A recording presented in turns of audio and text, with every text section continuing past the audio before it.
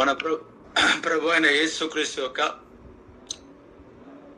అతి శ్రేష్టమైన నామములో మీ అందరికీ కూడా సమాధానం కలుగును గాక.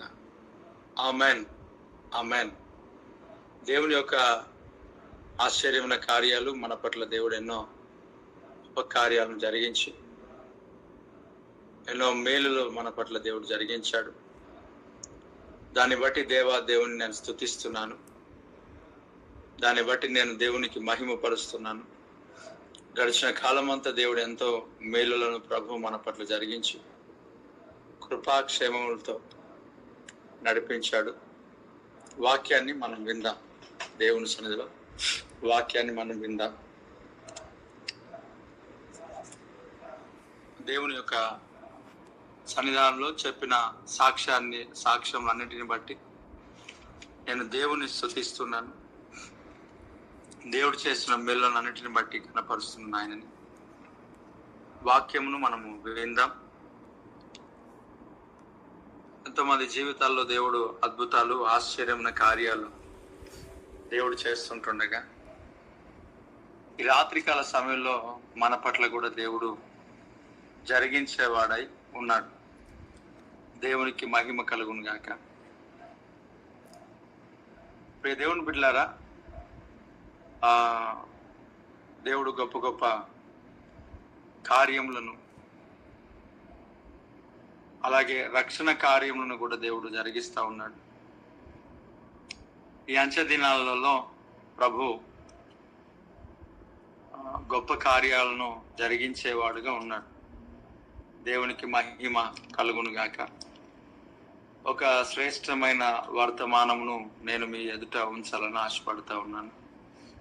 2వ కొరింథీయులకు రాసిన పత్రిక 2వ కొరింథీయులకు రాసిన పత్రిక మొదటి అధ్యాయము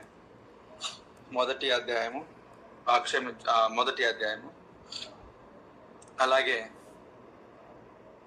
10వ వచనాన్ని నేను చదువుతున్నాను. 2వ కొరింథీయులకు రాసిన పత్రిక మొదటి అధ్యాయము 10వ వచనాన్ని నేను చదువుతున్నాను.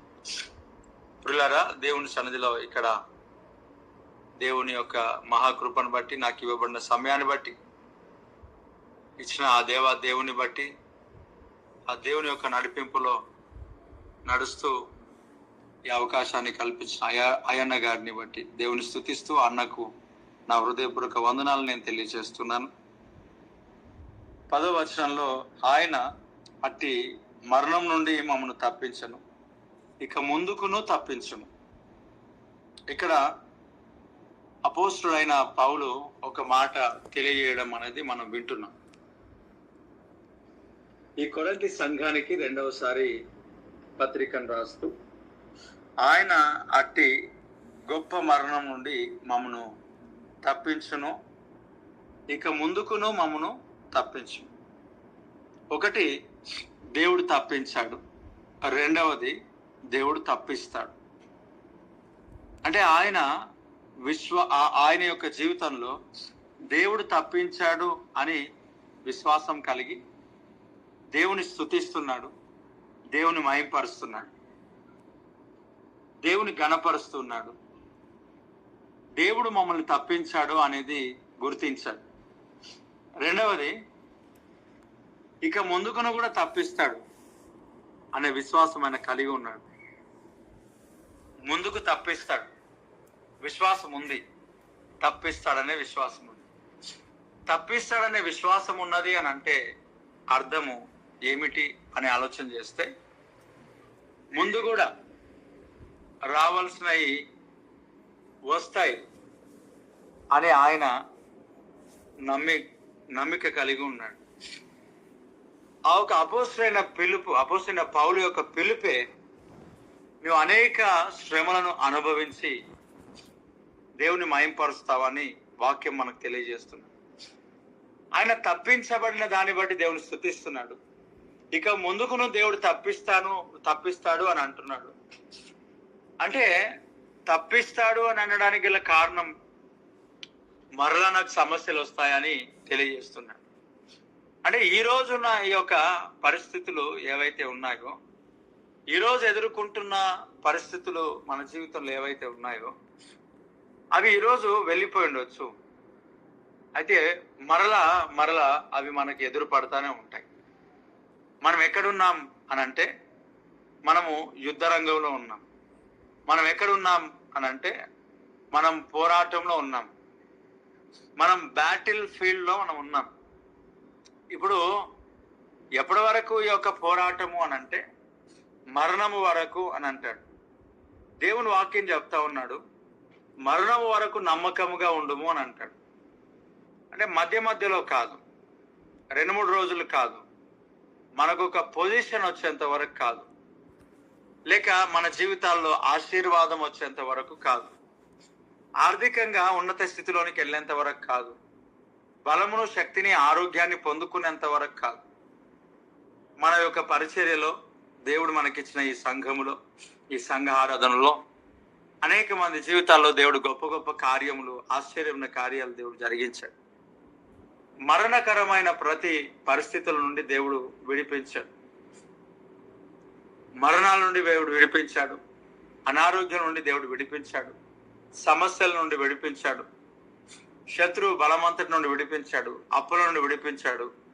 లక్షల రూపాయల అప్పు అదొకటే కాదు, పాపం నుండి దేవుడు విడిపించాడు, లోకం నుండి దేవుడు విడిపించాడు, అపాయం నుండి దేవుడు విడిపించాడు, ప్రమాదం నుండి దేవుడు విడిపించాడు. మరి వీరు మరణం వరకు నమ్మకంగా ఉన్నారా అని మనం ఒకసారి ఆలోచన చేస్తే, మరణం వరకు కాదు, కనీసం 6 నెలల్లో కూడా వారు ఉండలేకపోయినారు.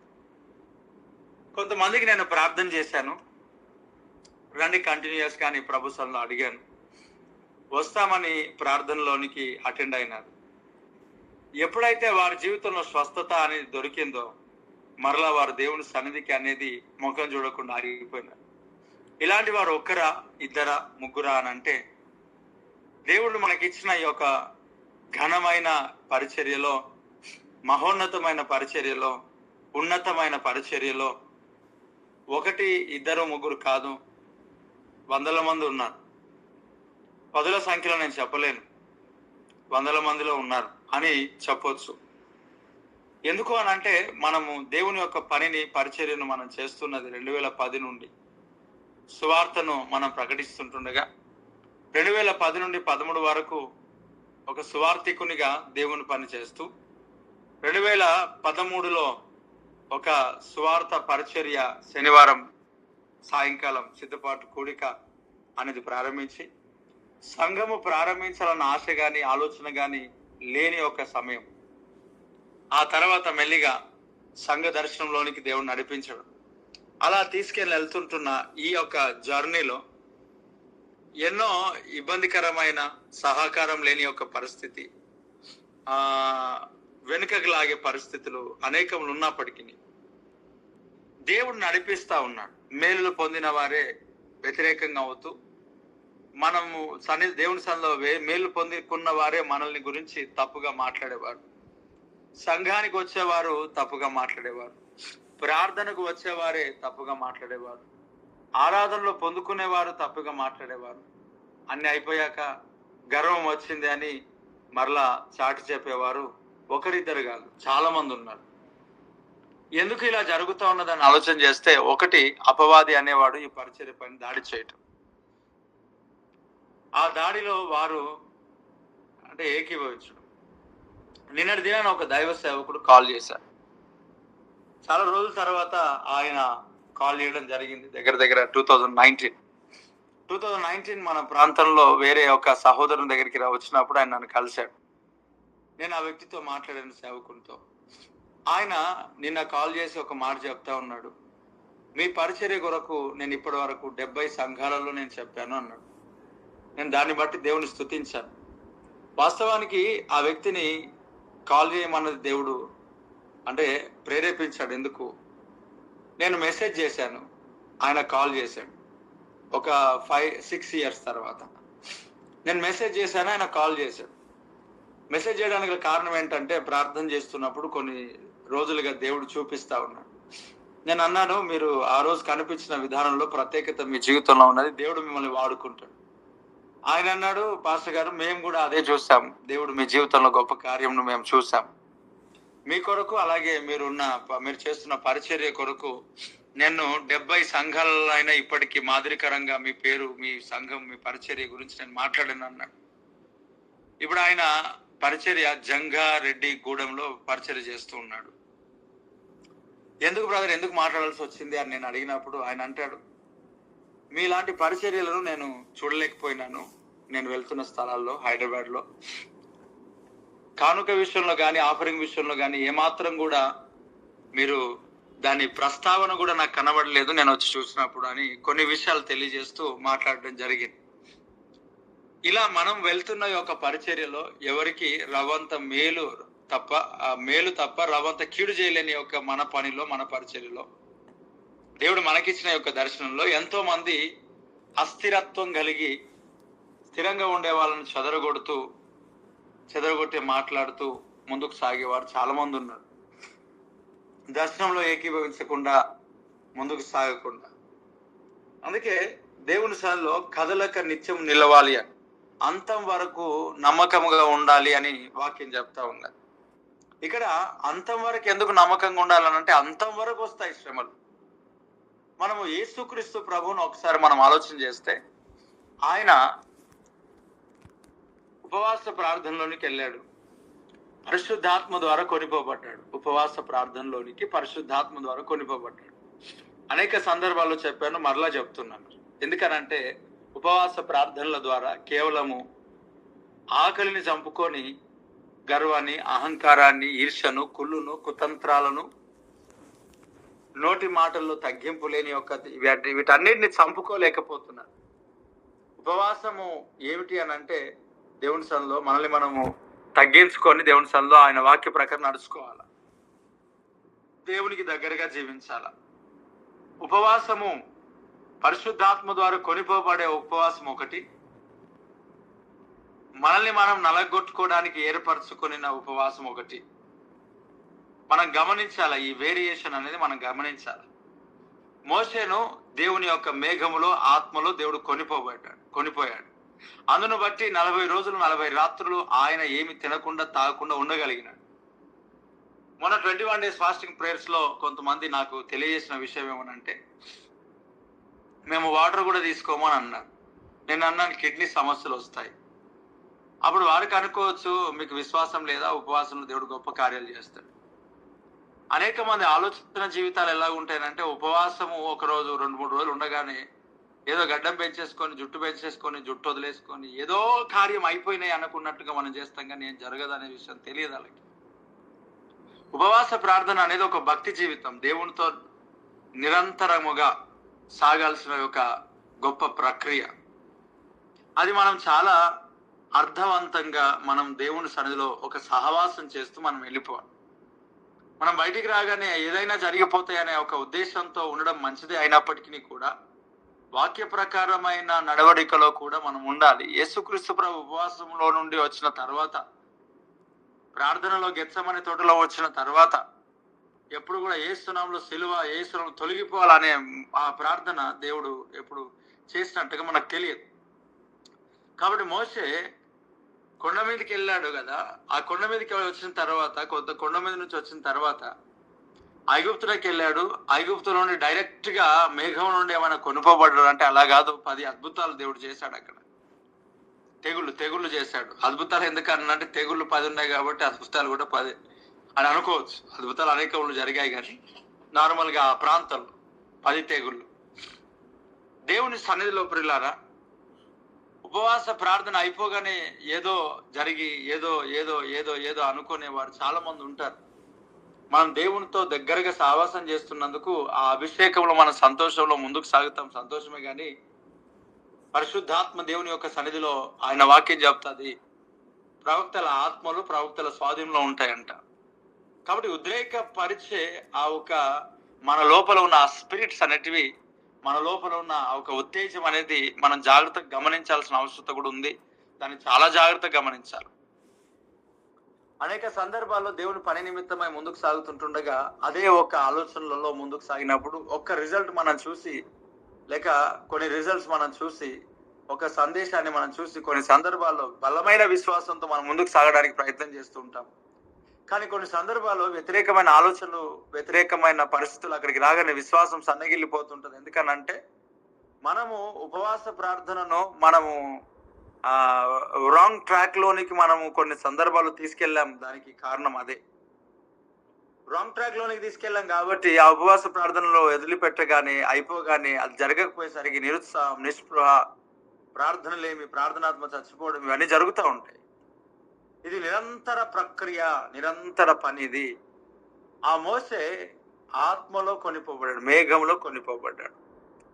చూడండి, ఆ మేఘంలోనే ఆ ప్రభుతో సహవాసం చేశాడు కాబట్టి నీళ్ళు తాగలేడు, ఆహారం తీసుకోలేడు. మనం చూస్తాం యేసుక్రీస్తు ప్రభు గెత్సెమనే తోటలో దేవదూతలు వచ్చి పరిచర్య చేశారంట. అంటే ఆకలితో దేవునికి సమర్పించుకోవడం అనేది, డెడికేషన్ అనేది మన జీవితంలో మనం ఖచ్చితంగా కలిగి ఉండాలి. తప్పేం లేదు. ఆ డెడికేషన్ కొన్ని సందర్భాల్లో పరిశుద్ధాత్మ దేవుని ప్రేరేపణతో అయి ఉండాలి. అలాగే దేవుని కొరకు ఎప్పుడు ఏది సమర్పణ చేసుకుని ఉన్నా ఖచ్చితంగా దేవుడు చాలా శ్రేష్టమైనది ఎంచి వాడుకుంటాడు మనల్ని. దాంట్లో ఏ సందేహం లేదు. ఎప్పుడు కూడా దాంట్లో అనుమానపరచడానికి లేదు. నిద్రను దేవుని కొరకు చంపుకున్నప్పుడు, ఆకలిని దేవుని కొరకు చంపుకున్నప్పుడు, నాన్ వెజ్ విషయంలో మన ఇష్టాన్ని దేవుని సన్నిధిలో మనం కొన్నిసార్లు చంపుకున్నప్పుడు అభిషేకం, అనాయింటింగ్ అనేది ఇంక్రీజ్ అవ్వడం కూడా జరుగుతూ ఉంటుంది. దాంట్లో ఏ సందేహం లేదు. అదే కొన్ని ఇంక్రీజ్ అవుతున్నాయి కదా అనే ఉద్దేశంతో మనము ఇష్టానుసారంగా వెళ్ళడానికి కూడా అవకాశం లేదు. కొంత జాగ్రత్త కలిగి వెళ్ళాలి. ఇప్పుడు మోసే మేఘంలో ఉన్నాడు, రెండవసారి మేఘంలోనే ఉన్నాడు. ఇప్పుడు యేసుక్రీస్తు ప్రభు పరిశుద్ధాత్మ ద్వారా కొనిపోబడ్డాడు 40 దినములు 40 రాత్రులు. మనం ఆలోచన చేస్తే ఈ పరిశుద్ధాత్మ ద్వారా కొనిపోబడ్డారు. దేవుని యొక్క సన్నిధిలో ఉపవాసానికి దేవుడే మనల్ని నడిపించినప్పుడు చాలా అద్భుతంగా మనము పచ్చి మంచినీళ్ళు కూడా ముట్టుకోవాల్సిన పని లేదనేది ఖచ్చితంగా, కన్ఫర్మ్గా నేను నమ్ముతాను వాక్యాన్ని బట్టి. అప్పుడు నేను అనుకుంటాను, పచ్చి మంచినీళ్ళు కూడా నేను ముట్టుకోను, అవసరం లేదు నాకు. సో ఇప్పుడు దేవుడు ఎలా నడిపిస్తున్నాడు? దేవుడు ఒక్కొక్కరిని ఒక్కొక్క విధంగా ఉపవాసంలో నన్ను తీసుకెళ్లే ఒక పరిస్థితి అనేది ఖచ్చితంగా ఉంటుంది. దాంట్లో ఏ సందేహం లేదు. ఇప్పుడు మనము ఆ ప్రభు మనల్ని ఉపవాసంలో మనకున్న శరీరంలో మనం ఉన్నాం కాబట్టి ఎంత ప్రార్థన చేసినా పిల్లలు ఫీజు కట్టాలి, ఎంత ప్రార్థన చేసినా, ఎంత వాక్యం చదివినా పిల్లల్ని మనము స్కూల్లో దింపాలా, ఎంత ప్రార్థన చేసినా, ఏం చేసినా మనం ఖచ్చితంగా అన్నం వండుకోవాలా, తినాలా.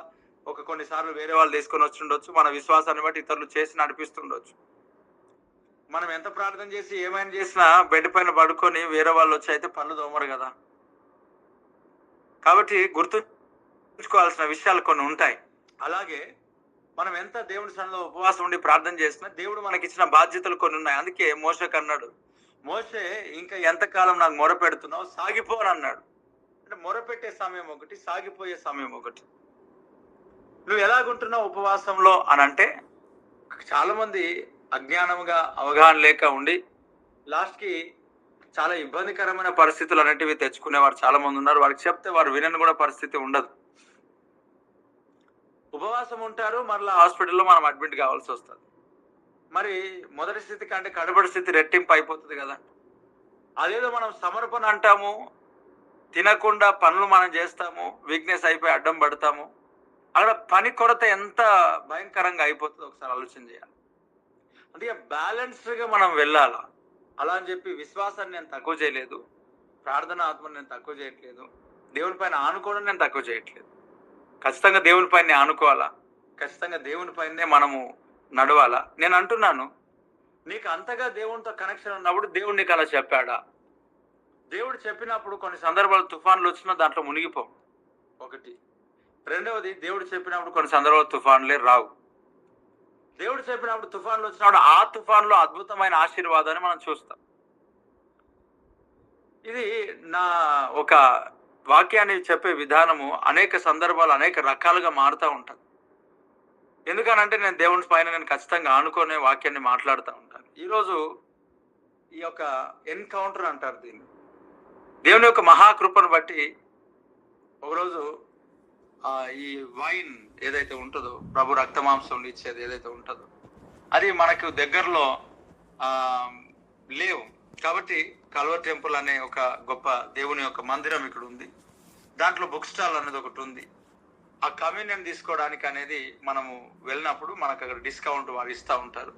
ఎవ్రీ సండే మనకు కమ్యూనియన్ సర్వీస్ ఉంటుంది కాబట్టి ఎక్కువ మోతాదులో మనకు అవసరం పడుతూ ఉంటుంది. అంటే ప్రతి ఉదయకాలము దగ్గర దగ్గర 60 మంది ఉదయకాలం ప్రభు రక్త మాంసంలో పాలు పంచుకుంటారు. 50 to 60, ఎక్కువ శాతం 50 to 60, చాలా తక్కువ 40, 50 నుండి 60 మంది వారు. ఎందుకంటే ఆ ట్రే అనేది 60 సంఖ్య కలిగిన ట్రే. అది 60 సంఖ్య కలిగిన ట్రేలో 60 ముగించబడతాయి. 1-2 మిగిలితే లాస్ట్కి నా దగ్గర అక్కడ పరిచయం చేసే వారి దగ్గర ఆగిపోతూ ఉంటాయి. 50 to 60 only Holi communion morning service లో వారు తీసుకుంటారు. అంటే ఈ 50 to 60 మనకి ఇలాగైనప్పుడు తరచుగా అప్పుడప్పుడు మనం తీసుకురావాల్సిన అవసరం మనకు ఉంటుంది.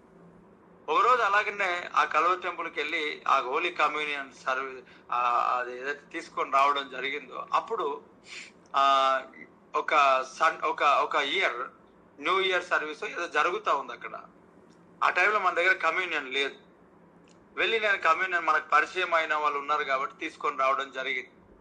తీసుకొని రావడానికి వస్తా ఉన్నప్పుడు అక్కడ పరిచయం ఉన్న అక్కడ కొంతమంది దైవజనులు నాతో మాట్లాడుతూ ఉన్నారు. నాతో మాట్లాడుతున్నప్పుడు లోపల నుంచి ఒక సతీష్ కుమార్ అన్న దైవ సేవకులు ఒక మాట స్వరం నేను వింటున్నాను. ఈయనతో మాట్లాడుతున్నాను కానీ నేను ఆ స్వరాన్ని నేను వింటున్నాను. ఆయన ఏమన్నాడనంటే లాస్ట్కి ఒక మాట, నేను ఫాస్టింగ్ ప్రేయర్స్ అనుకుంటాను, ఈ 40 రోజులలో చెప్పిన వాక్య సందేశము వెనుక అక్కడ పుస్తకాలు ఉన్నాయి, ఆ పుస్తకాలలో మీకు లభిస్తాయి, తీసుకొని వెళ్ళండి అన్నాడు. ఈ 40 రోజుల వాక్యం, ఈ రోజు వాక్యం కూడా పుస్తకాలలో ఉన్నాయి. ఇదేమి ఇంత ఆశ్చర్యము. నేను ఆలోచన చేసినాను. అక్కడ ఉన్న వ్యక్తులకు నేను అడిగాను, ఎలా రాశాడు, ఎప్పుడు రాశాడు, ఏంటి అసలు, ఎలా మాట్లాడుతున్నాడు అని. అంటే అక్కడున్న వ్యక్తి అన్నాడు, అయ్యగారు వాక్యాన్ని చెప్తున్నప్పుడు అలా సిద్ధపరిచే వాళ్ళు ఉన్నారు అని అన్నాడు. అప్పుడు నేను యథార్థంగా హృదయపూర్వకంగా, ప్రభా ఇంత గొప్ప పరిచర్య నీ దాసునికి ఇచ్చావు, నీకు స్తోత్రం తండ్రి. అనేకులకు రక్షణ మార్గాలను నడిపించడానికి ఇది మామూలు విషయం కాదు నాయన. నేను చాలా నిన్ను స్తుతిస్తున్నా, నేను గణపరుస్తున్నా. ఇటు గొప్ప ఒక అభిషేకాన్ని ఇచ్చినందుకై దేవానికి స్తోత్రం అని నేను దేవుని స్తుతించి ఇలా వచ్చాను. నేను అడగలే, నేను ఆశించలే, నేనేం అనుకోలే, ప్రభా నీకు స్తోత్రం అన్న అంతే.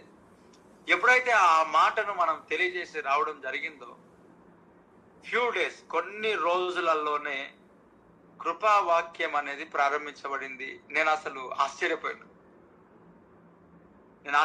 నేను సత్యసేన కొరకు ఆ సాక్ష్యం చెప్పాను. ఆయన గొప్ప దైవజనుడు. ఆ సాక్ష్యం నువ్వు అక్కడ పోగలవు. ఆయన దేవుడికి స్తోత్రం కలుగురు కాక. దేవుడు నీకు ఇక్కడ నాటాడు, దేవుడిని ఇక్కడ నిలబెట్టాడు, దేవుడిని ఇక్కడ స్థిరపరిచాడు. ఆయన గొప్ప దైవజనుడు.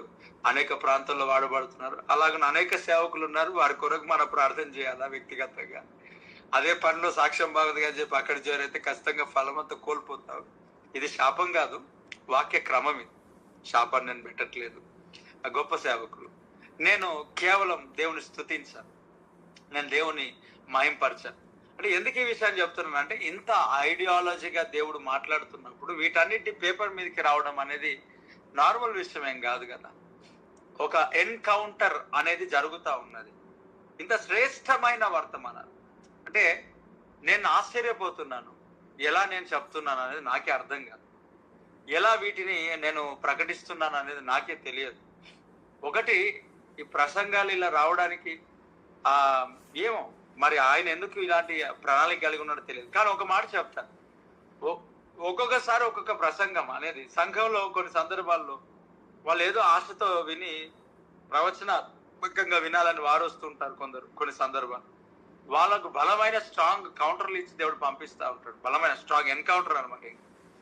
ఇంకా తట్టుకోలేక కొన్ని సందర్భాలు నా పైనకి ఎంతో దాడి అనేది జరగడం, ఇర్మియాని దేవుడు జ్ఞాపకం చేయడం జరిగింది. ఉపవాసము, యేసు ప్రభు పరిశుద్ధాత్మ ద్వారా కొనిపోబడ్డాడు కాబట్టి ప్రియులారా, ఉపవాసం ఎలాగుండాలా? ఇప్పుడు నాకు ఒక ఆలోచన దేవుడు ఇప్పుడు నాకు నడిపించాడు. ఇప్పుడు నాకు అర్థమైంది విషయం చెప్తున్నా. ఈ తిమోతికి కడుపు నొప్పి అనేది తరచుగా అప్పుడప్పుడు వస్తున్నది. అదే సమయంలో నేను అనుకుంటున్నాను, ఉపవాస ప్రార్థన కూడా తిమోతి జరిగిస్తాడు కదా.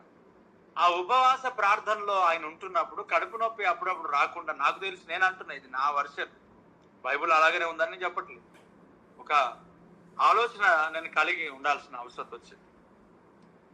అప్పుడప్పుడు ద్రాక్షరసం తీసుకోనంటే, ఇప్పుడు ఒక దైవ సేవకుడు నాకు అన్నాడు, ఫాస్టింగ్స్ ఉంటున్నావమ్మా? అవునన్నా. అంకుల్ కొంచెం జీరా వాటర్ ఎక్కువ తీసుకున్నా. థ్యాంక్ యూ అంకుల్, దేవునికి స్తోత్రం. అంటే ఒక అనుభవం కలిగిన వాడు చెప్పడం అనేది చాలా మనకు ఆశీర్వాదమే కదా. అలా వాటర్ తీసుకోవడం, నేను సంఘానికి వచ్చినప్పుడు నేను కొంతమందికి ఫాస్టింగ్ ఉండాలని అంటే, వాటర్ తీసుకొని ఉండండి, ప్రార్థన చేస్తాడు, వాటర్ తీసుకోకపోయినా పర్లేదు అంటే, ఇలాగా ఒక మాట సామెత ఉంది మనకు లోకం, ఉరుకురికి పాలు తాగేదానికంటే నిలబడి నీళ్ళు తాగటం మేలంట. కాబట్టి ఏదేదో జరిగిపోవాలని గడ్డం మీసాలు అన్ని పెంచేసుకొని చింపిరి జుట్లు ధరించుకొని ఏదో అయిపోయినట్లుగా మనం బయటికి వెళ్తే అక్కడ ఏం జరగదు, అది గుర్తుపెట్టుకోవాలి ఎప్పుడైనా. ఇది కంప్లీట్ గా దేవుని యొక్క సన్నిధిలో మనము నడుచుకోవాల్సిన విధానం.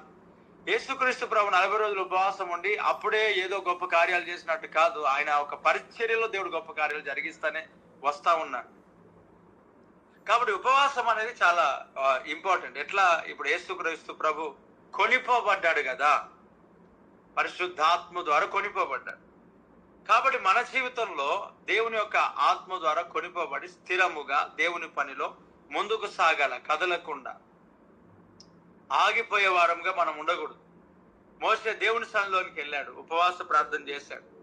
ప్రియ దేవుని బిడ్డలారా, మన జీవితంలో ఆగిపోయి కొనసాగించలేని స్థితిలో మనం ఉండకూడదు. మనము ఎన్ని శ్రమ అయినా కష్టమైనా మనం ముందుకు సాగాలి. అయితే యేసు ప్రభు దగ్గరికి దాంట్లో ఒకసారి అపవాదిగాడు వచ్చి శోధిస్తున్నప్పుడు, ఆ శోధన అంతా అయిపోయిన తర్వాత ఒక మాట వాడు తెలియజేశాడు. ఏం మాట తెలియజేశాడు అని అంటే, అక్కడ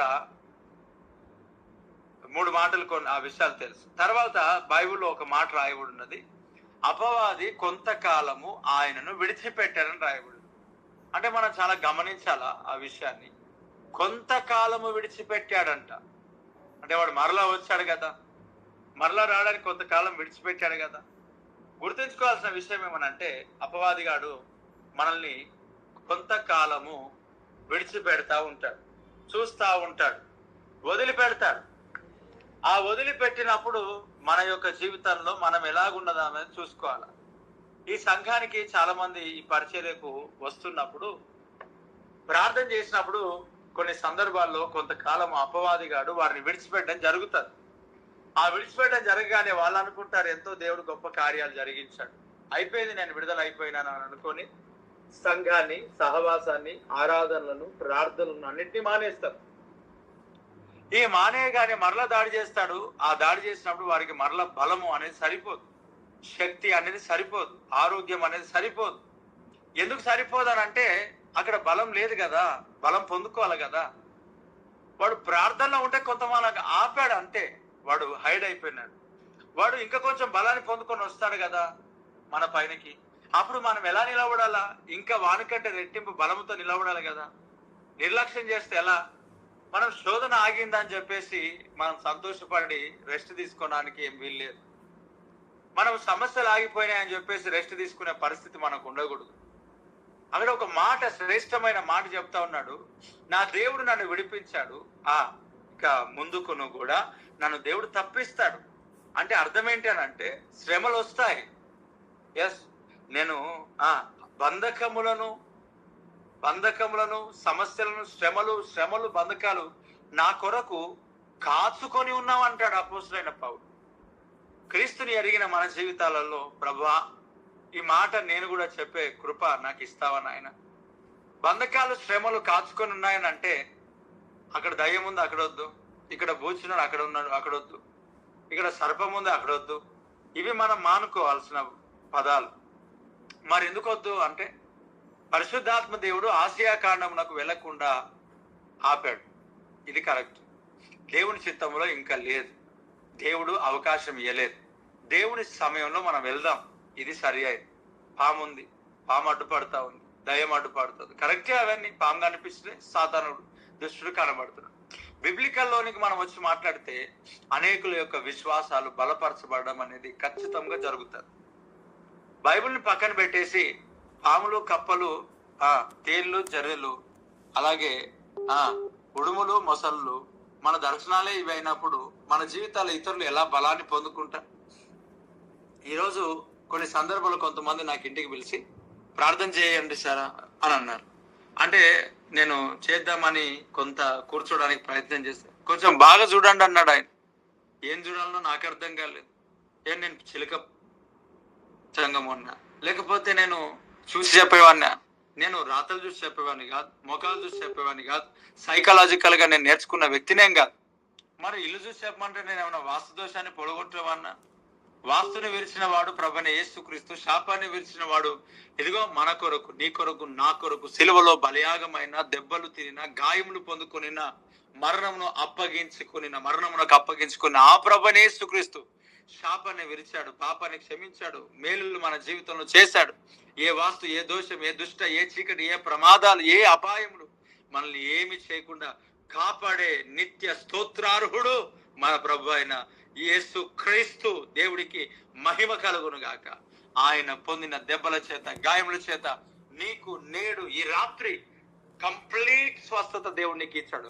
ఆల్రెడీ ఆయన పొందిన దెబ్బల చేత మనకు స్వస్థత కలిగి ఉన్నది. స్వస్థత మన యొక్క స్వాస్థ్యమై ఉన్నది. ఆమేన్. దేవుడికి మహిమ కలుగును గాక. ప్రియ దేవుని బిడ్డలారా, దేవుని యొక్క సన్నిధానంలో మనం నిరంతర పోరాటంలో మనం ఉన్నాం. నిరంతరంగా మనం పోరాడే వారంగా మనం ఉన్నాం. ఆయన అంటాడు, అటు ఇటు చూసి బాగా చూడన్నాడు. ఇంకొకరు అన్నారు, పిలిచి ప్రార్థన చేసి ఏమైనా ఉన్నదా అని అంటే, అదే జ్వరం ఉన్నట్టుంది కదా, ప్రార్థనకు అందుకే కదా పిలిచారు కదా అని అనలేకపోయింది అనమాట. ఏమైనా ఉన్నదా అంటే ఏం చెప్పాలా? ఇదిగో ఇంటి పక్కకు డ్రైనేజ్ ఉంది, ఇంటి చుట్టుపక్కల ఇలాగ ఉన్నాయి, మరి ఏమైనా ఉన్నదా అని అంటే వారి ఆశ ఏంటి అని అంటే, వారు ఏం లేదని చెప్తే, దేవుని వాక్యం చెప్తే వారికి అర్థం కాదు. ఏం లేదు, నీకు విరుద్ధంగా రూపించబడిన ఆయుధం ఏది వర్ధిల్లదంటే, మరలా కొద్దిసేపటికి మరలా ఏమైనా కనిపించిందా అని అంటే చెప్పేంత వరకు వారికి సాటిస్ఫాక్షన్ లేదు. వారు ఆశించేది ఒకటే, ఏమైనా ఉన్నదనంటే ఉన్నది. మనుషుల యొక్క దోషం ఉన్నది. మనుషులు చేస్తున్నారు చీకటి, మనుషులు మాంత్రికులు మీ ఇంట్లోనే ఉన్నారు, నీ పక్కనే ఉన్నారు, నీ భార్యనే లేక నీ భర్తనే. నాకు డౌట్ వచ్చింది, అరే ఏం చేయాలనో నాకు అర్థం కాలేని పరిస్థితి. నీకు విరుద్ధంగా రూపించమని ఆయుధం వర్ధిల్లదు. వాడు ఎవడుంటే వాడిని కాళ్ళు ఎరిగిపోతాయి, ఏసునామములో విరిగిపోతాయి, అంతే. వాస్తవమే, మాంత్రికులు ఉన్నారు, చీకటి కార్యాలు ఉన్నాయి, మీ పైన చేస్తారు. కానీ నువ్వెవరు అంతే. మరలా చెప్తున్నా, హూ ఆర్ యు? నువ్వెవరు అంతే. ఈ క్వశ్చన్కి నీది నువ్వే ఆన్సర్ చేసుకో. యేసు క్రీస్తు రక్తంలో కడగబడిన దేవుని యొక్క స్వాస్థ్యమైన ప్రజలంట. ఆమేన్.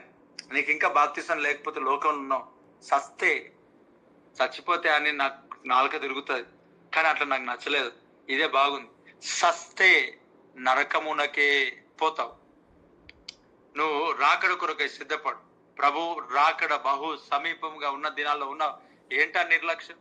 ఇంకా ఎంతకాలం లోకంలో సంతోషిస్తావు? ఇంకా ఎంతకాలం ఆ దాంట్లోనే నువ్వు అది జరిగినాక ఇది జరిగినాక అది జరిగే లోపు నువ్వు పోతే ఎక్కడికి వెళ్తావు? దేవుని సన్నిధిలో ఉండాలని ఆసక్తి నీ జీవితంలో లేదా? బాప్తిస్మం అనేది నీ జీవితంలో ఎల్ఐసి టికెట్ కంటే గొప్పది. ఎల్ఐసి పాలసీలు ఎన్నో పాలసీలు చేసుకుంటావు, రక్షణ అనేది నీకు అవసరం లేదా? సస్తే ఎక్కడ పోతావు ఒకసారి ఆలోచన చేసుకో. ఖచ్చితంగా నరకానికి వెళ్ళిపోతావు. క్రీస్తు రక్తాన్ని ఎవరైతే త్రోసేస్తారో, యేసు క్రీస్తు ప్రభు యొక్క రక్తంలో ఎవరైతే కడగబడరో వారు శాపగ్రస్తులు, వారు నరకానికి పాత్రులు.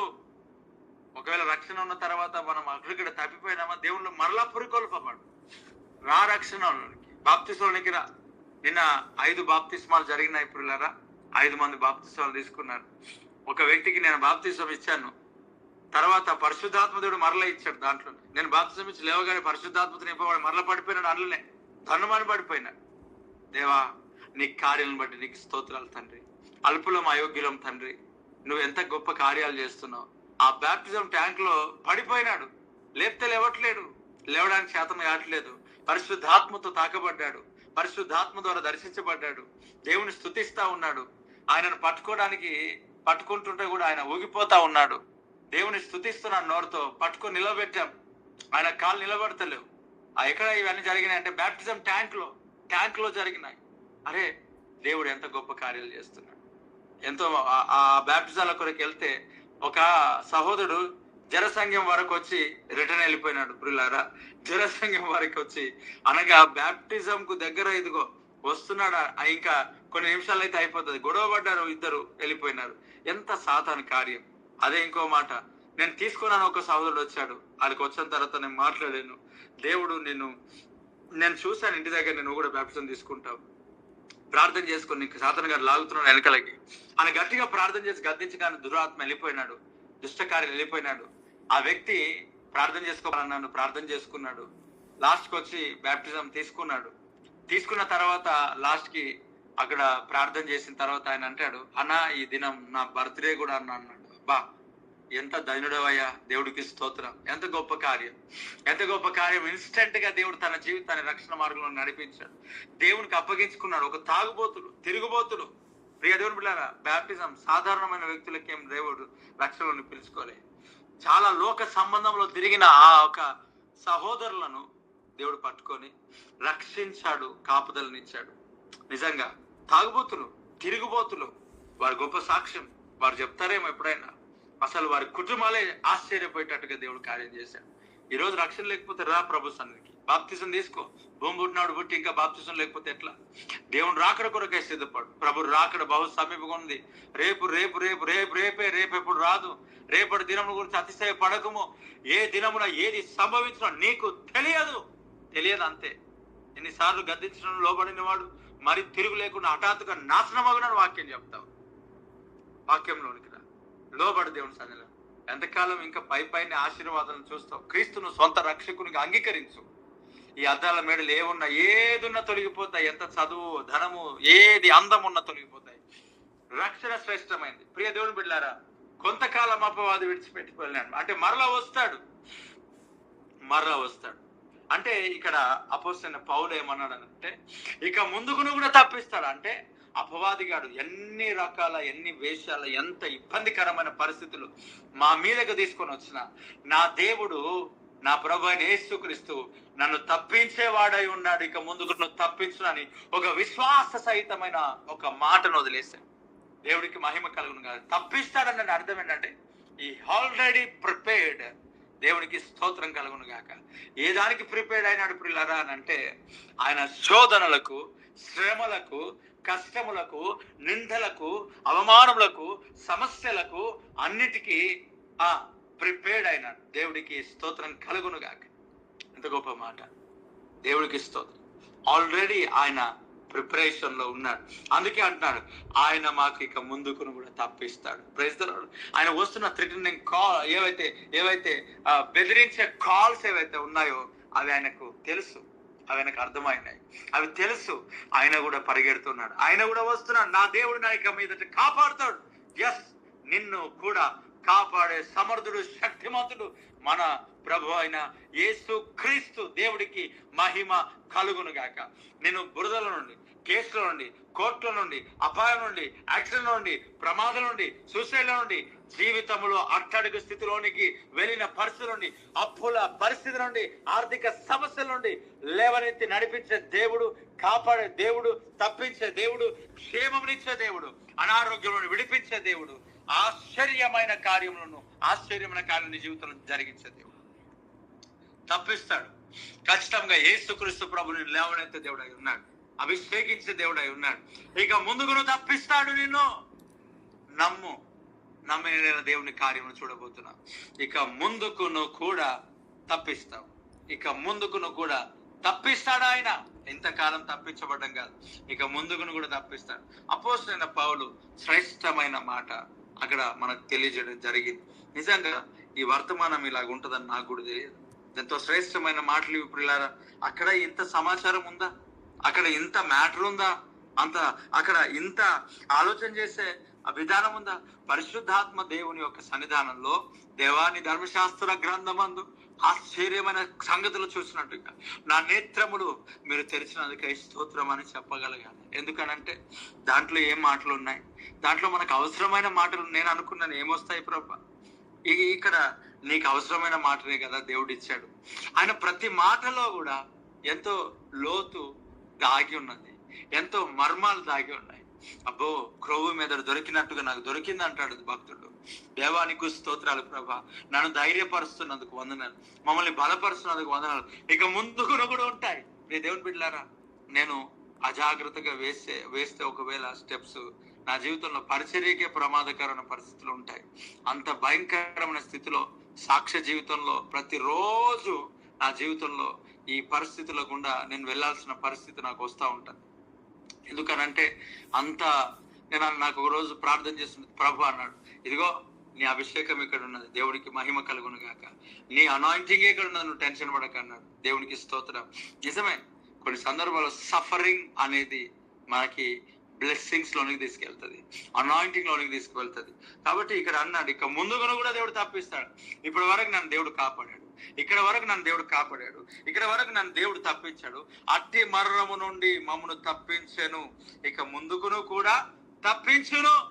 మా దేవుడు కాపాడుతాడు, తప్పిస్తాడు, విడిపిస్తాడు. అప్పుల నుండి విడిపిస్తాడు, శ్రమల నుండి విడిపిస్తాడు, ఆ సమస్యల నుండి విడిపిస్తాడు, ఇబ్బందుల నుండి విడిపిస్తాడు. అక్కర్లన్నీ దేవుడు తీర్చేవాడు ఉన్నాడు. దేవుడికి మహిమ కలుగును గాక. శ్రమలంతటిని దేవుడు తొలగించేవాడు అయి ఉన్నాడు. కష్టకాలం అంతటిని విడిపించే దేవుడు అయి ఉన్నాడు. ఏ శ్రమ, ఏ కష్టం, ఏ బాధ, ఏ నింద, ఏది నీ జీవితంలో ఏం చేయదు, మనల్ని ఎప్పుడు కూడా కిందికి తీసుకువెళ్ళదు. ఏ శత్రువు, ఏ అపవాది, ఎవడు ఎన్ని రకాలుగా ఎన్ని పన్నాగాలు హామాను వలె పనినా మన దేవాది దేవుడు మనకి ఇక ముందుకును కూడా తప్పించును. అపోస్తలుడైన పౌలు ఆ మాట చెప్తా ఉన్నాడు. సముద్రాలు దాటుతా ఉన్నాడు, రాష్ట్రాలు దాటుతా ఉన్నాడు, దేశాలు దాటుతా ఉన్నాడు. అదిగో స్వార్థ దండయాత్ర చేస్తున్నాడు. ఎప్పుడు ఎవరు ఎక్కడ ఎవరు కొడతారు చంపుతారో తెలియదు, కానీ ఆయన సిద్ధపడినాను అంతే. ప్రభా, ఈ సిద్ధపాటు నాకు దయచేయి ప్రభా. ఎక్కడైనా సరే, ఏ దాంట్లోనైనా సరే దేవుడు నన్ను తప్పిస్తాడనే ఒక విశ్వాసం నా జీవితంలో కలగచేయి. అలాంటి విశ్వాసం మాకు అనుగ్రహించు ప్రభా. దేవునికి మహిమ కలుగును గాక. ఆమెన్. 2వ మాట 10వ మాట 10వ వచనంలో, ఆయన అట్టి గొప్ప మరణం నుండి మమ్మల్ని తప్పించను, ఇక ముందుకును తప్పించను, మరియు మా కొరకు ప్రార్థన చేయుట వలన మీరు కూడా సహాయము చేయుచుండగా ఆయన ఇక ముందుకును మమ్మను తప్పించునని ఆయన యందు నిరీక్షణ గలవారమై ఉన్నాము. దేవుడికి స్తోత్రం. ప్రియులారా, ఒక అద్భుతమైన విషయాన్ని మనం ఇక్కడ గమనించాల్సిన అవసరత ఉంది. ఇక్కడ ఒక మాట చెప్తాడు, ఆయన అట్టి మరణం నుండి మమ్మల్ని తప్పించాడు, ఇక ముందుకు కూడా తప్పిస్తాడు. 2వ మాటకి ఏమన్నాడంటే, ఇదిగో మరియు మా కొరకు ప్రార్థన చేయటం వలన మీరు కూడా సహాయం చేస్తుంటుండగా. చూడండి, ఇదొక సహాయం, ఇదొక సహకారం. నిజంగా దేవుడు ఇచ్చిన ఈ పరిచర్యలో అనేక మంది జీవితాలు ఒక త్యాగపూరితముగా వారు ఆఫరింగ్స్ అనేటివి వారు ఇవ్వటము, అలాగే ఒక సమర్పణ కలిగి ఇదే పరిచర్యలో, ఇదే సంఘంలో వారు నాటబడి వేరే దైవ సేవకులతో కానీ, వేరే సంఘముతో కానీ, వేరే పరిచర్యలతో కానీ ఇంకా మాకెందుకు, దేవుడు మాకు గొప్ప దైవజనుని, గొప్ప సంఘాన్ని, గొప్ప పరిచర్యను మాకు ఇచ్చాడు, ఇది మాకు సరిపోతుందని నాటబడి వరములు పొందుకొని ఆశీర్వదింపబడి దీవింపబడి ఈ పరిచర్యలో కొనసాగుతున్న వారు కొందరు ఉన్నారు. వారు కొనసాగుతూ వారి యొక్క ఆర్థికంగా సహకారంను దేవుని పనిలో ఇక్కడ ఇన్వెస్ట్మెంట్ చేస్తున్నారు. అనగా ఇన్వెస్ట్మెంట్ అని ఎందుకు వాడాల్సి వచ్చిందని అంటే, ఖచ్చితంగా ఇది ఇన్వెస్ట్మెంటే. దేవుని పనిలో ఇన్వెస్ట్ చేస్తే తగిన పంట దేవుడు మనల్ని కోసుకునేటట్టుగా దేవుడు చేస్తాడు. అలాగా దేవుని యొక్క పొలంలో ఇన్వెస్ట్ చేస్తా ఉన్నారు. అక్కడ దేవుని పనిలో వారు సహకారముగా పరిచర్యలో దశమ భాగం కావచ్చు, కానుకలు కావచ్చు, కృతజ్ఞత కానుకలు కావచ్చు, అది ఏదైనా సరే దేవుని యొక్క పనిలో వారు కంప్లీట్ గా సహకారం అనేది వారు చాలా కొందరు, అందరు కాదు కొందరు. అంటే ఇంకో మాట, సహకారం అని అంటే ఎలాగుంటదని అంటే, మరి ప్రతిరోజు వేయాలంటే మరి వారు కూడా దీవించబడుతూ ఉండాలి కదా. కాబట్టి వారికి తగినంత, వారికి తోచినంత, వారు దీవించబడినంతగా, వారు ఆశీర్వదింపబడినంతగా, వారు దేవుని పనిలో కానుకలను మనం అడగక ముందే, కానుకలు ఇవ్వండి అని మనం చెప్పక ముందే, దేని గురించి మనం అనౌన్స్మెంట్ చేయకముందే వారు వాక్యాన్ని విని బలపరచబడి దీవించబడి ఉన్నారు గనక, వాక్యం యొక్క ఆశీర్వాదం వారికి తెలుసు కనుక, వాక్యం యొక్క బ్లెస్సింగ్స్ వారికి తెలుసు కనుక, ఇవ్వకుండా ఎంతో మంది ఎన్నో రకాలుగా ప్రేరేపించినప్పటికీ కూడా ఎవరు వారిని కదిలించకుండా దేవుడే వారిని స్థిరపరచాడు కనుక, దేవుడు పనిలో వారు అనేక సహకారంలో ముందుకు సాగుతూ ఉంటారు. అదిగో అనేక ప్రాంతాల్లో దేవుని పనిలో మనం ముందుకు సాగుతాం. చిన్నవి కావచ్చు, పెద్దవి కావచ్చు. మనకు దేవుని పనిలో చిన్నవైనా పెద్దవైనా ఒకటే తేడా. ఎప్పుడు కూడా మనం వేరియేషన్ లో నేను ఎప్పుడు చూడడానికి ఇష్టపడలేదు. ఎందుకొరకని అంటే దేవుని పని అంతే. అక్కడ అలా పని జరగాల్సి ఉంది, ఇక్కడ ఇలా పని జరగాల్సి ఉంది. పిల్లారా, దేవుని యొక్క పనిలో గొప్ప పరిచర్యలో మనకి రాయకోట చౌరస్తాలో మీటింగ్ పెట్టడానికి దేవుడు కృపనిచ్చాడు. 2016లో 2017లో బాలనగర్ లో దేవుడు మీటింగ్ పెట్టడానికి కృపనిచ్చాడు. ఈ యొక్క అలీపూర్, బాలనగర్, జైరాబాద్, అలాగే సంగారెడ్డిలో మీటింగ్ ఏర్పాటు చేయడానికి కృపనిచ్చాడు. తర్వాత జైరాబాద్ లో ఇక్కడ అంటే ఫంక్షన్ హాల్ లో రీసెంట్ గా ఇక్కడ ఈ ఫంక్షన్ హాల్ ఇవన్నీ ఇక్కడ రాయకోట చౌరస్తా, సంగారెడ్డి ఇవన్నీ వెళ్ళక ముందే మొట్టమొదట మన జీవితాల్లో అనగా దేవుని యొక్క మహా గొప్ప పనిలో రంజోల్లో మొట్టమొదటి యొక్క వాక్యాన్ని ప్రకటించడానికి దేవుడు తీసుకువెళ్ళాడు. దేవుడికి స్తోత్రం కలుగును గాక. మొట్టమొదట అక్కడ రంజోల్లో నేను వాక్యం చెప్పాను. చాలా మంది క్రౌడ్. అప్పుడు నేను మెథడిస్ట్ చర్చ్ లో నేను ఉన్నాను. చాలా ఒక గొప్ప సమూహాన్ని దేవుడు అక్కడ ఏర్పాటు చేయడం అనేది జరిగింది. దేవుడికి మహిమ కలుగును గాక. తర్వాత అలా దేవుని పని సాగుతుండగా మనం కండక్ట్ చేసిన మీటింగ్స్ లో ఇక్కడ బాలనగర్ అక్కడ గ్రౌండ్ లో అంటే ఒక చిన్న రోడ్ మీదనే మనం దేవుని పనిని ప్రారంభించడానికి అనగా చేయడానికి దేవుడు కృపనిచ్చాడు. తర్వాత రాయకోట చౌరస్తా, తర్వాత కొన్ని ఇక్కడ ఫంక్షన్ హాల్ రీసెంట్ గా ఇక్కడ అన్ని పరిచర్యలో అక్కడ అన్ని ప్రేయర్స్ లో ప్రతి ప్రేయర్స్ లో ఎక్కడెక్కడైతే ఏమైతే ప్రేయర్స్ జరిగినాయో వాటన్నిటిలో కూడా దేవుని పనిలో ఒక్కొక్క ప్రార్థనకు ఒక్కొక్క కొంతమంది 2, 3, 4 వారు కంప్లీట్ గా వారి సహకారంను దేవుని పని కొరకై ఇన్వెస్ట్మెంట్ అనేది జరిగించారు. దేవునికి మహిమ కలుగును గాక. ఎందుకో నేను ఈ విషయాలు చెప్తున్నాను ప్రియులారా. కానుక ఒకరు 10,000, ఒకరు రింగు, ఒకరు ఏదో ప్రభు పని కొరకు తీసుకొని రావడం, అది మనం దేవుని పనిలో ఖర్చు చేయడం. అయితే ఇది ఒక సహకారం, ఇది ఒక సహకారం. పరిచర్యలో కానుక, దశమభాగం, ఆ డబ్బు అనేది ఒక సహకారం. దేవుడు దీన్ని బట్టి దేవునికి మహిమ కలుగును గాక. అయితే ఇచ్చే వాళ్ళు అయినప్పటికీ అలాగే ఇయ్యని వారు అయినప్పటికీ కూడా వారి పరిస్థితులు బాగులేని స్థితిలో ఉన్నవారు, ఇంకా కొన్ని సందర్భాల్లో కొంతమంది ఇంట్లో తినడానికి కూడా గతులు ఉండవు. వారు ఏమి ఇవ్వాల కానుక? ఇలాంటి వారు ఏం చేస్తున్నారు? రెండవది, కొంతమంది ఇచ్చి కూడా చేస్తున్న పని ఏంటి? ఇక్కడ భక్తుడు అంటున్నాడు, మీరు కూడా ప్రార్థన చేయటం వలన సహకారము చేస్తుంటుండగా అని అన్నాడు. దేవునికి మహిమ కలుగును గాక. ఎంత గొప్ప కార్యం ప్రియులారా. దేవుడు నా కొరకు అలాగే ఈ పరిచర్య కొరకు దేవుడు కొంతమంది ప్రార్థన పరులను అనేది లేవనెత్తుతా ఉన్నాడు. పరిచర్య ప్రారంభించినప్పుడు ప్రార్థన పరులు ఎవరు లేరు, సేవలో ముందుకు సాగుతున్నప్పుడు ప్రార్థన పరులు ఎవరు లేరు. కానీ దేవుడే తన కృపను బట్టి జరిగిస్తూ నడిపిస్తా ఉన్నాడు. అలాగే 2017లో దేవుని పని అలా సాగుతుంటున్నప్పుడు అయ్యన్న గారు పరిచయం అయినారు. అన్న అంటున్నాడు, నేను మీ కొరకు ప్రతిరోజు ప్రార్థన చేస్తా అన్న అంటున్నాడు. ఆ మాట చెప్పాడు. అలాగే చాలా మంది పరిచర్యలో ముందుకు సాగుతున్నప్పుడు ఈ మాటలు తెలియజేశారు. అయితే ఒక మాట ఏమని, మా కొరకు ప్రార్థన చేయండి అంటే, మీ కొరకు తప్పక ప్రార్థన చేస్తాను అయ్యగారు అన్న బ్రదరు అని కొంతమంది అన్నారు. అంటే నా కొరకు నిజంగా చేస్తారా? నిజమే చేస్తాను. అంటే ప్రతిరోజు చేస్తారా? ప్రతిరోజు చేస్తాను. అంటే ఇప్పుడు నేను ప్రపంచంలో ఉన్న సేవకులందరి కొరకు నేను చేస్తాను బ్రదర్, మరి ఆ సేవకులలో మీరు కూడా ఒకరు కదా అని ఒక కుయుక్తి లేకపోతే యుక్తి ఏమో మరి ఇలాంటి ఆలోచనలతో కొంతమంది ఉన్నారు. అయితే పరిచర్య ప్రారంభించినప్పుడు ఎవరు ప్రార్థన అలాంటివి నాకు తెలియదు, కానీ మా సేవకులు ప్రార్థన నా కొరకు చేశారు. నేను అది నమ్ముతున్నా. ఎవరో ఒక ప్రార్థన ద్వారానే దేవుడు మనల్ని నడిపించాడు. ఈరోజు సంఘంలో చాలా మంది దీవించడం ముందుకు సాగుతున్నారు. ఖచ్చితంగా సంఘ కాపరి యొక్క ప్రార్థన 100% దేవుని సన్నిధిలో ఉంటుంది. ఆమేన్, హల్లెలూయా. అలా దేవుడు నా కొరకు ప్రార్థన చేసేవాడు చాలా మంది ఉండొచ్చు. అయితే ఇంకో మాట, కొన్ని సందర్భాల్లో నన్ను చూసినప్పుడు అలాగే ఆయా పరిస్థితుల్లో చూసినప్పుడు కొంత బ్యాక్గ్రౌండ్ కొన్ని రకాలుగా చూస్తున్నప్పుడు అరే చాలా గొప్పగా ఎంతో ప్రార్థన చేస్తారు ఈయన గురించి అని అనుకుంటారు. కానీ నాకు అలాంటి సహకారము ఉంటే బాగుండే. కానీ నేను చేస్తున్న పనికి ఎక్కువ శాతము నేను విమర్శలు తప్ప, కూలిపోవాలని తప్ప, లేకపోతే పడిపోవాలని తప్ప ఇలాంటి మాటలే, ఇలాంటి వ్యక్తులనే నేను గమనిస్తూ చూస్తూ వారి హృదయాంతర్భాగం ఎరుగుతూ ఉంటాను తప్ప పాజిటివ్ గా ముందుకు సాగి నడిచేవారు చాలా తక్కువ. అయితే దేవుని యొక్క మహాకృపను బట్టి కొంతమందిని ప్రార్థన పరులను దేవుడు సమకూరుస్తూ నడిపిస్తా ఉన్నాడు.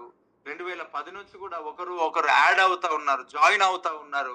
అలా అయ్యన్న గారు దేవుని యొక్క పనిలో అన్న జాయిన్ అయినారు. మేము ప్రార్థన చేయడానికి మాకు రిజల్ట్ మేము పొందుకుంటున్నాం, దాన్ని బట్టి దేవునికి స్తోత్రం అని అన్నగారు అనేక సందర్భాలు చెప్తాడు. అలాగే కొన్ని సంవత్సరాల కిందట అనగా 2, 3, 4 అనుకోండి, 2 ఎపాఫ్రా ప్రార్థన గుంపు అనేది నేను ఒకటి ప్రారంభించి దేవుని సన్నిధిలో ఆయన చిత్తానుసారంగా అలా ముందుకు సాగుతున్నాం. ఒకటి అలా ప్రార్థన పరులు అనేవారు 2010 నుంచి అలాగా యాడ్ అవుతూ జాయిన్ అవుతూ సంఘము ప్రారంభించబడగానే వ్యక్తిగతంగా వారి ఇంట్లో ప్రార్థన చేయడం ఒకటి, ఎక్కడున్నా ఏ ప్రాంతంలో ఉన్నా మన కొరకు ప్రార్థన చేయడం. రెండవది, సంఘములో 2013 నుంచి కూడా ప్రతిరోజు ఆగకుండా రాత్రికాల సమయంలో గంట సేపు కేవలం పురుషులు ప్రార్థన చేస్తూ ఉంటారు బ్రదర్స్.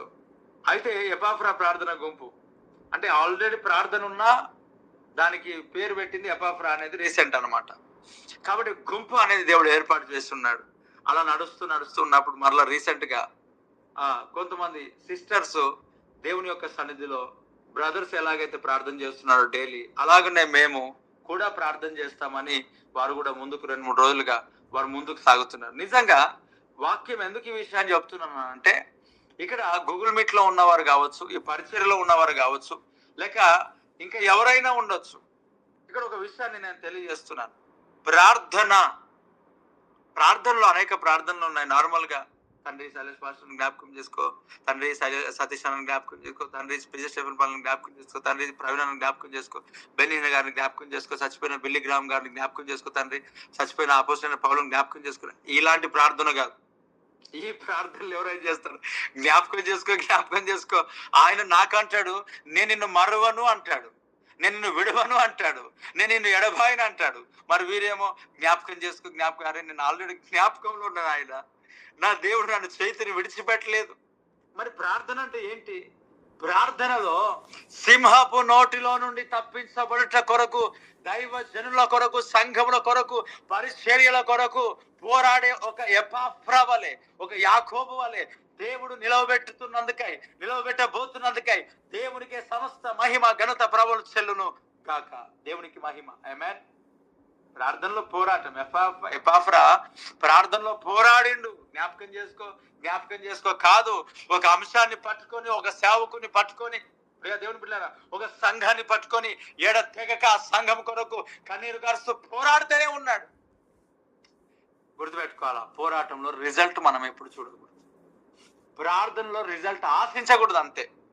రిజల్ట్ ఆశించినామా రైట్ ఆగిపోతాం. వద్దు. This is our job. ఇది మన పని, మన వర్క్. దేవుడు మనకి చెప్పిన గొప్ప పని ఇది. ఏ పని అంటే సహకార సంబంధమైన పని. దేవుడికి స్తోత్రం. ఇదే ప్రార్థన అపోస్తలుడైన పౌలు హతసాక్షి అయ్యేటప్పుడు కూడా చేశారు. కానీ దేవుడి చిత్తములో అపోస్తలుడైన పౌలు హతసాక్షి అవ్వాల్సింది ఉన్నది, లేక దేవుడే అందుకు పిలిచాడు. ఎంత ప్రార్థన చేసినా తప్పించబడలేదే అంటే, నువ్వు ఒకవేళ అయ్యో ఇంత ప్రార్థన చేసినా తప్పించలేవు ప్రభా అని అనుకుంటే మాత్రం ప్రార్థన చేయలేం. ఆ ప్రార్థనలో నువ్వు పొందుకోవాల్సిన జవాబు ఏంటంటే, ఆ మరణము ద్వారా దేవుడు మహిమపరుచుకున్నాడని గుర్తెరగలేస్తున్నాడు. ఆమేన్.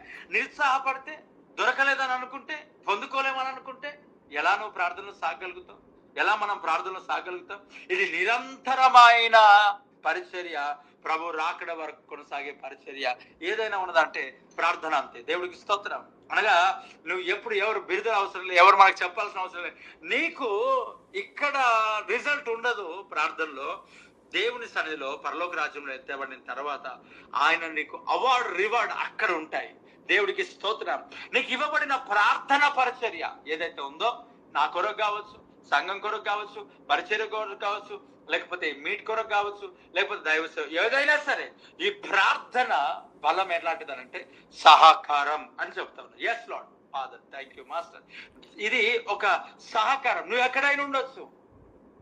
ఓన్లీ చాలా సందర్భాల్లో మనము మీటింగ్స్ లో మనం చూస్తాం, మీరు సహకరించండి. నేను అడుగుతాను, సహకారం ప్రార్థన, ప్రార్థన సహకారం ఎంత గొప్ప పని పరిచర్య జరిగిస్తుందో. దేవుడికి స్తోత్రం కలుగును గాక. దేవుణ్ణి అడుగుతూ మనం వెళ్తున్నాడు. ఎన్ని అద్భుతాలను మనం చూస్తున్నాము, ఎన్ని ఆశ్చర్యమైన కార్యాలు మనం చూస్తున్నాము. Thank you lord Jesus. దేవుడు నీకు స్తోత్రం. మేము అయోగ్యులం, అపాత్రులం తండ్రి. మా ప్రార్థన బట్టి కాదు నాయన, నీ నామమును బట్టి మా జీవితంలో ఆశీర్వదిస్తూ నడిపిస్తున్నాం. ఇది మా పని అంతే. యేసు నామములో మనము మన ప్రార్థన అని చెప్పి మనం కూడా మనం మహిమ బతుకోవడానికి అవసరం లేదు, కానీ దిస్ ఇస్ అవర్ జాబ్ అంతే. Praise the lord. ఇది మన పని. ఈ పని మన జీతం కొరకు చేస్తున్నాం. జీతం ఎక్కడ ఉంది? ఈ లోకంలో లేదు, జీతం పరలోక రాజ్యంలో ఉంది. ఇక్కడ ప్రార్థననే ఒక సహకారం, ప్రేయర్ ఒక సహకారం అంట. అంటే ఏది చేత కాకపోవచ్చు, మైక్ పెట్టడం నీ వల్ల కాకపోవచ్చు. ఒకవేళ నువ్వు స్త్రీవై ఉండొచ్చు, లేక నువ్వు పురుషుడు అయి ఉండొచ్చు. స్త్రీవైన నీ జీవితంలో కొన్ని పరిధులు అనేవి ఖచ్చితంగా ఉన్నాయి. ఎందుకనంటే అది దేవుడు పెట్టిన పరిధులు అంతే. మనం దాన్ని ఏం చేయలేము. ఒకవేళ వాటిని కట్టలు తెచ్చుకొని వెళ్ళిపోతామా, సాక్ష్యానికి ఇబ్బంది అవుతుంది, దేవుని పనికి ఆటంకం అవుతుంది. సాక్ష్యాన్ని బట్టి అంత అనేక మంది రక్షణలోకి రావాలి. సో మనకన్నిటి కాంపౌండ్ వాల్స్ ఉన్నాయి. ఎంత కాంపౌండ్ వాల్స్ ఉన్నా దేవుడు మనం చేస్తున్న పరిచర్యలో మాత్రం ఆయన పక్షపాతి కాదు. ఖచ్చితంగా ఇది కూడా సహకారం అనే చాలా మంది స్త్రీలు యూట్యూబ్లలో నిలబడుతున్న వారు తల తూకలేని వాక్యం చెప్పే వాళ్ళకు ఎరగట్లేరు. వారి భర్తలను పట్టుకొని తిరిగే వాళ్ళు, గొప్ప గొప్ప దైవ సేవకులు మూతులు పెట్టుకొని ఫోటోలు దిగేవారు, ఇది వారికి గుర్తెరగట్లేదు. ఎందుకు అలా ట్రెండ్ వాళ్ళు సృష్టిస్తున్నారు తెలియదు. దేవుడిచ్చిన గర్భఫలమును చూపెట్టుకుంటూ ఫోటోలు ఇష్టానుసారంగా అప్లోడ్ చేస్తూ ఎక్కడ తీసుకెళ్తున్నారో తెలియదు. వాళ్ళు పెద్ద పెద్ద దైవ సేవకులు కాబట్టి ఇప్పుడు ఇలా మనం దేవుని పని ఇలా చేస్తుంటే శోధన ఎక్కడ స్టార్ట్ అవుతుందని అంటే చిన్న చిన్న సేవకుల దగ్గర కూడా స్టార్ట్ అవుతుంది. వాళ్ళు చేశారు కదా, మనం చేద్దాం, వీళ్ళు చేద్దాం, మీరు చేద్దాం, వాళ్ళకంటే గొప్పనివా మనం అంటే గొప్పోడు కాదు. కానీ దేవుడు అది చెప్పలేదు. అది విధానం మనకు సంబంధించింది కాదు. నో ప్రియులారా, మనకు సంబంధించిన కల్చర్ కాదు, బైబుల్ యొక్క విధానాలు అవి కానే కాదు. ఎంత దౌర్భాగ్యమైన పరిస్థితి. అది పరిచర్యనా లేక అది దేవుని పనేనా? అసలు మనం ఏం చూస్తున్నాం, అసలు మనం ఏమి గమనిస్తున్నాం? ఒకసారి మనం ఆలోచన చేస్తే వాక్యాలు బాగానే ఉన్నాయి, పాటలు బాగానే ఉన్నాయి, దేవుని బాగానే మహింపరుస్తున్నారు, కానీ చేస్తలేంది పోకిరి చేస్తలు. ఇవి మనకెందుకు? నేను విమర్శ అని అనుకుంటావో లేక లేదు ఇదే వాక్యం ఇదే కరెక్ట్ అనుకుంటావు, అది నీ ఇష్టం. కానీ ఎంత పరిస్థితులు ఎలా తగలబడ్డాయి ఒకసారి ఆలోచన చేయి. ప్రియ దేవుని బిడ్డలారా, ఈ ప్రార్థన పరిచర్య అనేది ఎందుకు గుర్తించలేకపోతున్నారు? ఎందుకు సేవకులు కూడా గుర్తించలేకపోతున్నారు? ఎందుకు సేవకులు కూడా గుర్తించలేని స్థితిలోనికి వెళ్ళిపోయినారు? ఏమన్నంటే మన చాలా భయంకరమైన పరిస్థితుల్లోనికి వచ్చి అందరం సమానం అని చెప్పి దేవుని పనిని ఇలా పరిచర్యను పాడు చేసి చూసే నీ విధానంలో తప్పు ఉంది అని చెప్పి ఎందుకలా? ఒకసారి ఆలోచన చేపిల్లారా. నేను ఒకవేళ 80 సంవత్సరాల గొప్ప సేవకునిగా ఉన్నాను అనుకోండి, తెల్లంటికలు వచ్చాయి లేక మొత్తం వెంటకలను రాలిపోయినాయి అనుకుందాం. నేను విగ్గు పెట్టుకొని వాక్యాన్ని టీషర్ట్ వేసుకొని మంచం ఎదుట నిలబడితే ఏమంటారు? ఇప్పుడు అనొచ్చా, ముసలి వాళ్ళు యవనస్తులు తేడా చూడకూడదు, అందరూ సమానమే అని అంటే మీకు ఏమనిపిస్తుంది? నవ్వొస్తుంది. అంటే దేవుడు పక్షపాత కాదు. ఎందుకు అంత ఐడియాలజీ, అంత అర్థం చేసుకోలేని స్థితిలోనికి వెళ్ళిపోతున్నాం మనం? దేవుడు సరైనది ఇచ్చాడు. దేవుడు ఒక్కొక్కరికి ఒక పాత్రని ఇచ్చాడు, ఒక్కొక్కరికి ఒక్కొక్క ఘనమైన పనిని ఇచ్చాడు, పరిచర్ని ఇచ్చాడు. తెర వెనకాల కొంతమంది ఉండొచ్చు, తెర ముందు కొంతమంది ఉండొచ్చు. కానీ మనం ఈ లోకంలో ఏం దొరకపోయినా పరలోకంలో దేవుడు మనకు అవార్డు రివార్డు 100% ఇస్తాడు. ఒక మాటలో చెప్పాలంటే తెర మీద కనబడుతున్న వారికంటే తెర వెనకాల ఉన్న వారికి ఎక్కువ ప్రతిఫలం దొరికే అవకాశాలు మాత్రం ఉన్నాయి. దేవుడికి మహిమ కలుగును గాక. ఒక మాట చెప్తాను, ఈ తెర మీద కనిపించే వానికి ఎంత అయితే పొగడబడుతున్నారో అనే శ్రమలు కూడా ఉంటాయి. ఎందుకనంటే తెర వెనకాల ఉన్నవాడు ఎక్కడ కనపడ్డా కూడా సేఫ్టీగా వెళ్ళేసి వస్తాడు. తెర మీద కనపడే వాడే అదిగా ముఖం వాందే యేసు ప్రభు దేవుడు అని చెప్తున్నాను అని చెప్పి వీళ్ళని కొట్టి పడేసే దిక్కు కూడా లేదు. పిల్లారా, వెనకాలదే మాది శ్రేష్టమైంది ఉంది అలా అని చెప్పి వెనకాలనే ఉండి ముందుకు రాకుండా ఉండకూడదు. యేసు ప్రభు నామను అన్ని ప్రాంతాల్లో మనం ఒప్పుకునే వారంగా దేవుడు అటు ధైర్యమును మనకి ఇచ్చును గాక. ఆమెన్. ఇక్కడ ఏమన్నాడు? ప్రార్థన సహకారం. ఇప్పుడు సిక్లాగులో దేవుని ప్రజలను పట్టుకొని వెళ్ళిపోతుంటుంటే దావీదు తరమలన వద్దని అడిగి ప్రభు సన్నిధిలో పొందుకొని దర్శనాన్ని మాటను తరమని వినబడగానే తరమబడడం స్టార్ట్ చేశాడు. మధ్యలోకి వచ్చిన తర్వాత భయపడి అలసిపోయి ఆగిపోయిన వారు కొంతమంది ఉన్నారు. అయినా దావీదు వెనుకడుగు వేయకుండా కొంత సైన్యాన్ని తీసుకొని ముందుకు సాగాడు. కొంతమంది సామాన్ దగ్గర ఆగిపోయినారు. ఆగిపోయిన తర్వాత దావీదు వెళ్ళాడు, యుద్ధం చేశాడు, తిరిగి వచ్చాడు. డిస్కషన్ స్టార్ట్ అయింది. ఇదిగో మనము కొల్ల సొమ్ము పట్టుకొచ్చినాం కదా, వీళ్ళకి ఇవ్వకూడదు. ఎందుకంటే మనతో వీరు యుద్ధానికి రాలేరు, మనతో పాటు కలిసి ప్రార్థన చేయలేరు, లేక మనతో కలిసి వాక్యం చెప్పలే, సాక్ష్యం చెప్పలే, పాట పాడలేరు, మనతో పాటు అటు రాలేరు, ఇటు రాలేరు, అక్కడికి రాలేరు, ఇటు రాలేరు, యుద్ధానికి రాలేదు.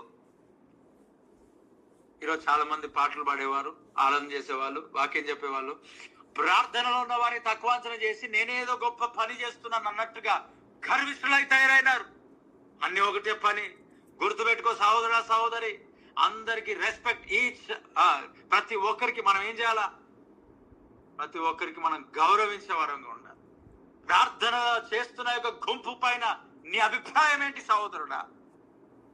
నువ్వే ఏదో గొప్ప పని చేస్తున్నావని బిల్డప్ కొట్టడం ఏంటి? అవసరం లేదు. దేవుడికి స్తోత్రం. జాగ్రత్త. దేవుని పనిలో అది కూడా సహకారమే. కానుకలు ఇచ్చేవారు కూడా సహకారమే. ప్రతిదీ సహకారమే. శాప పరవడం కూడా సహకారమే. ఊడవడం కూడా తుడవడం కూడా సహకారమే. చిన్న చూపు చూడిస్తే చాలా డేంజర్, సమస్య బాగుంది. ఎందుకంటే అదంతా దేవుని పని, అదంతా దేవుని పరిచర్య. ఎప్పుడు దేన్ని చిన్న చూపు చూడకూడదు. అది నువ్వు బాత్రూమ్లు కడిగే పని అయినా సరే, అది ఘనమైనది. దేవుని పరిచర్యలో ఘనమైనది. అంతే, మరలా చెప్తున్నాను నేను, ఘనమైనది. సిగ్గుపడితే పనులు కావు, సిగ్గుపడాల్సిన పని లేదు. అయ్యా, ఎవరైనా వాక్యం సరిగ్గా వినకపోతే లేచి కూర్చొని వినండి ఆయన, ప్లీజ్. దేవుని బలమైన అభిషేకం మీ పైన దిగుతుంటుండగా నిర్లక్ష్యంతో వాక్యం వినకూడదు. కొంగేసుకొని దేవుని సన్నిధిలో, దిస్ ఇస్ లైవ్.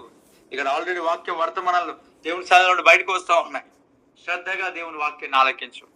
దేవుడు నిన్ను దీవించును గాక, దేవుని ఆశీర్వదించును గాక. దేవుని పని పోస్టర్లు చేయడం దేవుని పని, కృపావాక్యం చేయడం దేవుని పని, వీడియోలు అప్లోడ్ చేయడం దేవుని పని, పరిచర్యలో ఉడవడం, తుడవడం, బాత్రూమ్ కడగడం అన్ని దేవుని పని, కడగడం దేవుని పని, ఆహారం ఉండడం దేవుని పని. చెప్పుల దగ్గర నిలబడిన వాడు కూడా సేవకుడే. ఎస్, అది నేను నమ్ముతా. అది నాకు దేవుడు ఇచ్చిన గొప్ప దర్శనం. దేవుడికి స్తోత్రం. ప్రతి ఒక్కరు అది చేస్తున్నది దేవుని పని. ఇక్కడ చూడండి, దావీదుకి అంటారు వద్దు వారికి. వద్దనడానికి నువ్వెవరు? దేవుడు వారికి ఆల్రెడీ ఏనాడో భాగాన్ని సిద్ధపరచున్నాడు. యుద్ధానికి వెళ్ళిన భాగం ఎంతో, సామాను దగ్గర నిలబడిన వారి భాగం అంతే. దేవుడికి స్తోత్రం. వెళ్ళి సైలెన్స్ పాస్టర్ గారు వాక్యం చెప్తుండవచ్చు, కానీ మేము సామాన్ దగ్గర నిలబడ్డాం. నా భాగం దేవుడు ఆ ప్రభు అయిన యేసుక్రీస్తు దగ్గర సమానముగా పంచిస్తున్నాడు. యేసునామములో దేవుడికి మహిమ కలుగును గాక. ప్రభు, నా విషయంలో అట్లాంటి చేయొద్దని ప్రార్థన చేస్తా. ఎందుకంటే నాకు ఇష్టం లేదు. నేను దేవుని పనులు ఎక్కువ కావాలనుకుంటా. అలాగే దేవుడు నాకు ఇచ్చిన పిల్లలు, సంఘం, పరిచర్య, కుటుంబాలు, గూగుల్ మీట్లో ఉన్నవారు నాకంటే ఎక్కువ కావాలని ఆశపడతా. దేవుడికి స్తోత్రం కలుగును గాక. ఖచ్చితంగా మన లోకంలో అనుకోవట్లేదు కదా, పరలోకంలో మన స్వార్థం ఉండడం తప్పేం లేదు. యాకోబు దైవ సన్నిధిలో దైవ సంబంధమైన విషయాల్లో స్వార్థపూరితుడిగా ఉన్నాడు అనేది విషయం వాస్తవం. ప్రియ దేవుని బిడ్డలారా, ప్రార్థన పని కలిగి ఉన్నాం. ఏ పని లేదా? పాటకు నీకు ఎవరేమో ఇవ్వకపోయినా పర్లేదులే, అయినా దేవుడు మనల్ని నిలబెట్టాలి, ముందుకు సాగి నడిపించాలనుకుంటే ఎవడు మనల్ని ఆపగలడు? సమయం ఉంటది కదా. పైన పాట పాడి సంఘంలో గణపరచలేకపోవచ్చు, మైక్ పట్టుకొని మనం అందరిలాగా ఉండలేకపోవచ్చు, కానీ ఈ సహకారం అయితే ఉంది కదా. ఏం చేయాలా, ఏం చేయాలా, ఏం చేయాలా? ప్రభా, నాదేంటి పాత్ర అంటే ప్రార్థననే నీ పాత్ర. అంతకు మించి ఏం కావాలి? అమ్మ వినండి, మరియ పాద సన్నిధిలో ఉంది, మార్త ఏమంతలో ఉంది, కానీ ప్రభు అని అడిగిందని అంటే, ఇదిగో మార్త అనేక పనులు విచారం కలిగి ఉన్నా. ఆమె ఏ పని కలిగి ఉంది? ఒకసారి ఆలోచించండి. దైవజనుడు ఇంటికి వస్తే మరి స్త్రీలందరూ ఏడుంటారు? పాదాల దగ్గర ఉంటారా, కిచెన్లో ఉంటారా? కదా. మరి మార్త ఏం చేస్తుంది? యేసుప్రభు వచ్చాడని చపాతి చేస్తుంది, లేక రొట్టె చేస్తా ఉంది, లేక జ్యూస్ చేస్తా ఉంది. ఇప్పుడు ఆయన ఏమంటాడు? మార్త, అనేక పనులు విచారం ఎందుకు, నువ్వు ఇక్కడ రా, వాక్యాన్ని విని ప్రార్థన చేసుకో. ప్రార్థన అంటే పాద సన్నిధి, దేవుని పాదాలు పట్టుకోవడము ఉన్నతమైనదిగా ప్రభు భావిస్తా ఉన్నాడు. మీలో కొంతమంది ఈ పరిచర్య కొరకు, సంఘం కొరకు, ఆరాధనల కొరకు, సేవకుల కొరకు, ప్రపంచం కొరకు, సంఘాల కొరకు పాదాలు పట్టుకొని ఉన్నారు. ఘనముగా ఎంచబడింది దేవుని సన్నిధిలో. రిజల్ట్ ఆశించవద్దు. ప్రభు రాకడ వరకు కొనసాగు. దూషించేవారు దూషిస్తారు, తిట్టేవాళ్ళు తిడతారు.